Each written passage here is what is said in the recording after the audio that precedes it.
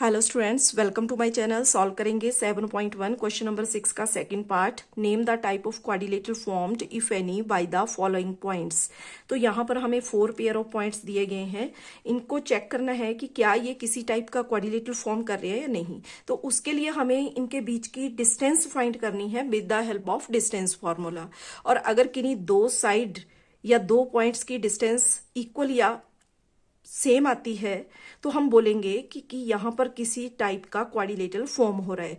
हर quadrilateral की अपनी अपनी प्रॉपर्टी होती है। फॉर एग्जांपल स्क्वायर, तो स्क्वायर में ऑल साइड्स इक्वल होती हैं। ठीक है, तो अगर ये क्वाड्रिलेटरल कोई स्क्वायर होगा तो इसका मतलब होगा कि इसकी चारों पॉइंट्स की डिस्टेंस जो है वो इक्वल होगी।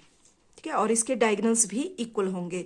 और अगर मान लो ये कोई रेक्टेंगल है तो रेक्टेंगल में फिर अपोजिट साइड्स इक्वल होंगी, यानी कि कोई दो साइड इक्वल होंगी। ठीक है, और इसके डायगोनल्स भी इक्वल होंगे, क्योंकि रेक्टेंगल की प्रॉपर्टीज हम जानते हैं कि अपोजिट साइड इक्वल होती हैं और डायगोनल्स भी इक्वल होती हैं। या फिर फॉर एग्जाम्पल अगर ये ट्रेपेजियम होगा तो ट्रेपेजियम में हम जानते हैं कि one pair of opposite sides parallel होता है लेकिन इक्वल नहीं होता, और दूसरा जो पेयर होता है साइड्स का वो अनइक्वल होता है। तो यहाँ पर हम डिफरेंट टाइप्स के क्वाड्रिलेटरल होते हैं। तो हमें यहाँ पर चेक करना है कि अगर किन्हीं दो पॉइंट्स की मेजरमेंट सेम आ जाती है तो हम बोलेंगे कि यहाँ पर कोई क्वाड्रिलेटरल फॉर्म हो रहा है, अदरवाइज कोई क्वाड्रिलेटरल यहाँ पर नहीं बन रहा है। तो यहाँ डिस्टेंस फॉर्मूला हमने यूज करना है। पहले हम इनको नाम दे देंगे पॉइंट ए, बी, सी और डी। तो ए बी फाइंड करेंगे। डिस्टेंस फॉर्मूला है हमारे पास अंडर रूट में x2 minus x1 whole square plus y2 minus y1 whole square. तो यहां पर a पॉइंट्स के लिए ये हो गया x1 y1 और b के लिए x2 y2। वैल्यूज पुट कर लेंगे। तो x2 3 माइनस x1 के लिए -3। अब देखो यहाँ एक फॉर्मूला वाला माइनस है और एक x1 की वैल्यू में भी माइनस है, तो दो माइनस आ गए तो इसलिए बीच में ब्रैकेट लगी और यहां पर बिग ब्रैकेट लगा के स्क्वायर लगा दिया। y2 1 माइनस y1 के लिए 5। तो यहां 3 minus into minus plus 3 square plus यहां पर 1 माइनस 5 होल स्क्वायर। तो 3 plus 3 6 square plus 1 minus 4 1 minus 5 minus 4 square. Expand करेंगे तो 6 इंटू 6 36 प्लस -4 है तो 2 टाइम्स मल्टीप्लाई करेंगे तो माइनस इंटू माइनस यहां पर प्लस हो जाएगा और 4 4 जा 16। तो ये हो जाएगा अंडर रूट 52। अब 52 के फैक्टर करेंगे। 2 2 जा 2 6 जा 2 13 जा और लास्ट में 13 1 जा। तो यहाँ पर 2 पेयर में है तो ये तो सिंगल होके रूट से बाहर आ जाएगा और 13 के साथ कोई पेयर नहीं है तो ये अंडर रूट में रहेगा।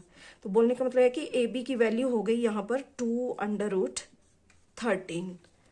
ठीक है, अब इसी तरह हमें बी सी के बीच की डिस्टेंस फाइंड करनी है। देखो ए बी तो आ गया हमारे पास 2 अंडर रूट 13। अब हमें फाइंड करना है बी सी। तो बी सी के लिए यहां x1 y1 ये x2 y2। फिर से distance formula x2 0 minus x1 के लिए 3 प्लस y2 3 माइनस y1 के लिए 1। 0 minus 3 -3 square plus 3 minus 1 2 square. -3 को 2 टाइम्स मल्टीप्लाई किया 9 प्लस 4। तो ये हो गया अंडर रूट 13। तो इसके तो फैक्टर नहीं होंगे क्योंकि 13 एक प्राइम नंबर है। तो BC भी हमारे पास आ गया अंडर रूट में 13। अब हमें फाइंड करना है, ये हो गया BC। अब फाइंड करेंगे CD। तो यहां CD अंडर रूट में, अब यहां फिर से चेंजेस आएंगी। ये x1 y1 और ये x2 y2 CD। तो C x1 और ये x2। तो यहाँ x2 के लिए -1 माइनस x1 के लिए 0 प्लस y2 -4 माइनस y1 तो -1 -0 -1 स्क्वायर प्लस 4 -4 -3 टोटल माइनस का हो जाएगा 7।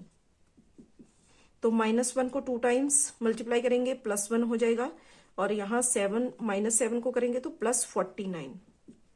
तो ये हो गया √50।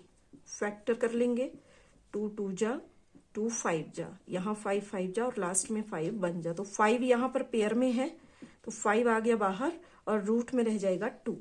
तो CD आ गया 5√2। अब हमें फाइंड करना है CD के बाद DA। तो यहाँ D के लिए ये x1 y1 और A के लिए ये हो गया x2 y2। तो x2 -3 minus x1 -1 whole square plus y2 5 minus y1 3।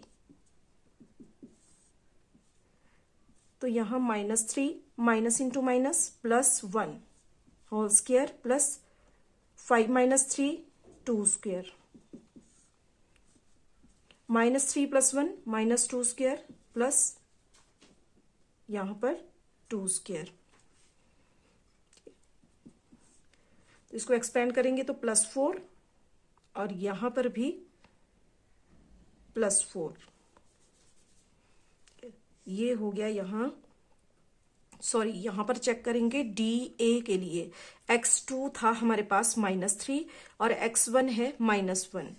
तो ये वाली वैल्यू तो हमारी सही है, लेकिन आगे था y2 के लिए 5 माइनस y1 के लिए -4 है।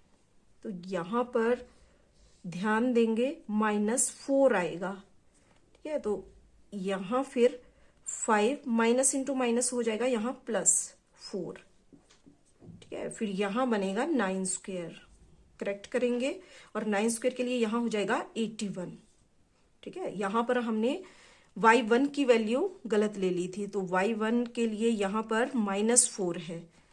अब इतना करने पर 85 के फैक्टर कर लेंगे, 5 1 जा और यहाँ 5 7 जा, लास्ट में 17 1 जा। तो यहाँ पर पेयर में कुछ नहीं है, तो DA के लिए हम रहने देंगे √85। यहाँ पर आगे डायगोनल्स निकालने की जरूरत नहीं है, क्योंकि हम देख रहे हैं कि यहाँ AB is not equal to BC and BC is not equal to CD not equal to DA। कोई भी साइड जो दो साइड है वो इक्वल नहीं है, चारों साइड यहाँ पर डिफरेंट हैं, ठीक है। और क्वाड्रिलेटरल होने के लिए कम से कम दो साइड का इक्वल होना जरूरी था, इक्वल और parallel.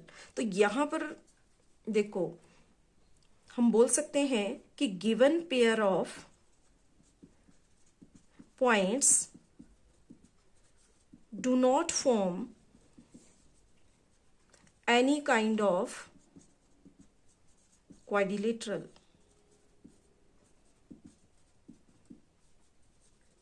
because here AB is not equal to BC, BC is not equal to CD and CD is not is equal to DA। और यही हो जाएगा यहाँ पर हमारा आंसर। Thank you.